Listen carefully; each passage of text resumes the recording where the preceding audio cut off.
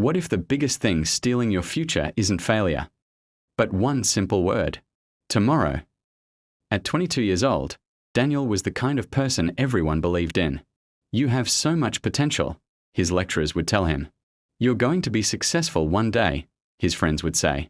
Even his parents proudly told relatives, just wait. Daniel is going to make us proud. And honestly, they weren't wrong. Daniel was talented. He had brilliant business ideas. He loved writing. He dreamed of owning a company, traveling the world, and one day buying his parents the beautiful home they had always dreamed of. The future looked bright. There was just one problem. Daniel had a favorite word: tomorrow. Whenever an opportunity came, he would say, "I'll start tomorrow." He wanted to learn a new skill. Tomorrow. He wanted to exercise. Tomorrow.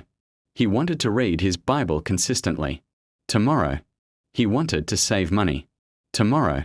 Tomorrow became his comfort zone. Months passed. Then one day, his friend Michael called. "Daniel, I've started a small online business. It's not much, but it's growing. Why don't we build something together?" Daniel smiled. "That's a great idea. Give me a few weeks. I just want everything to be perfect first." Michael replied, "All right." Those few weeks quietly became 2 years. One evening, Daniel was scrolling through social media when he saw Michael celebrating his first office. Hundreds of customers. A growing team. A thriving business. Daniel felt a small sting in his heart. He whispered to himself, "I could have done that." But instead of starting, he closed the app. Maybe next month. Life moved on. At 30, Daniel still had all the same dreams. Only now, they lived inside notebooks instead of reality. His shelves were full of books about success. His phone was full of saved motivational videos. His notebook was filled with brilliant plans. But his life remained unchanged. One rainy afternoon, he visited his parents. His father looked older. His mother's hair had turned grey. As he was leaving, his father smiled and said, "Son, don't wait too long to live the life God has placed in your heart." Daniel laughed it off. "I know, Dad. I'll get there." Tomorrow. A few years later, his father passed away. While helping his mother clean the house, Daniel opened an old drawer. Inside was a notebook he had written when he was 22.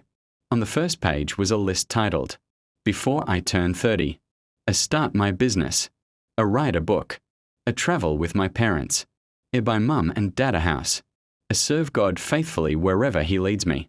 Daniel stared at the page. Not one dream had been crossed out. For the first time in years, he cried. Not because life had been unfair, not because God had forgotten him, but because he had spent years believing he always had more time. That night, he couldn't sleep. One question kept echoing in his mind. How many tomorrows have I already wasted? The next morning was different. For the first time in years, he didn't say tomorrow. He woke up early. He prayed. He made a simple business plan. He registered the business. He made his first phone call. It wasn't perfect. Actually, it was messy. He made mistakes. He failed. He had days when he wanted to quit.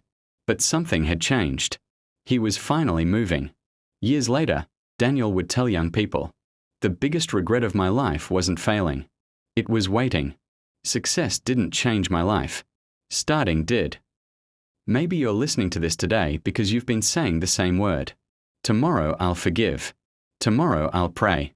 Tomorrow I'll apply for that job. Tomorrow I'll start that business. Tomorrow I'll take care of my health. Tomorrow I'll obey what God has been placing on my heart. But hear this. Tomorrow is never promised. The only day you can change your life is today.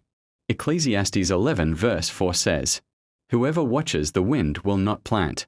Whoever looks at the clouds will not reap." If you wait for perfect conditions, you may never begin. God isn't asking you to have everything figured out. He's asking you to take the first step. It may be small. It may feel insignificant. But small steps, taken consistently, can change the course of your life. So don't let another tomorrow steal another year. Start today. Start afraid. Start imperfectly. Just Start. If this story spoke to you, subscribe to the channel for more inspiring stories that strengthen your faith and encourage your walk with God.